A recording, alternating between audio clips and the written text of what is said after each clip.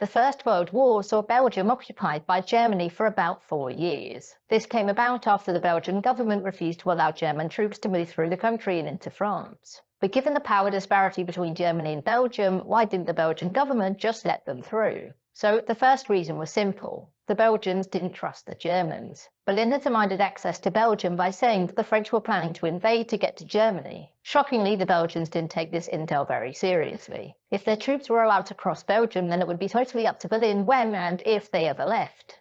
And historically, the Germans weren't ones to just give back territory that they occupied, and importantly, they weren't particularly kind to the non-Germans who lived there. The Belgian government had no intention of becoming a German puppet, and so the answer was always going to be a no. The second reason was neutrality. Belgium had been founded as a permanently neutral state, and allowing German troops to cross would have meant nullifying that. The Entente wouldn't have seen Belgium acquiescing as them trying to save themselves, but as them being complicit in the Central Powers' attack on France, which would mean that Belgium would likely be subject to attacks by the Entente in return. Beyond that, if Belgium reneged on its foundational principle, then the international community may not see much of a reason for it continuing. In this scenario, if the Central Powers won, then Belgium would just be a puppet. However, if the Entente were victorious, then there was a risk of Belgium ceasing to exist altogether. Whereas, if Belgium resisted and the Entente won, it knew that it would be restored to full independence. And the Belgians had made it clear that if any major power demanded territorial access to fight a war, then its answer would always be no. The third reason is a simple one. International law at the time made it clear that small nations, at least the ones in Europe that is, weren't simply subject to the whims of their powerful neighbours. Resisting anyone who tried to march troops through their territory meant that the Belgians were legally in the right. And reason number 4 was a big one. The government believed that it could actually stop the German advance. Not on their own, obviously, but the government had received assurances from both France and Britain that they would send troops to help them fight.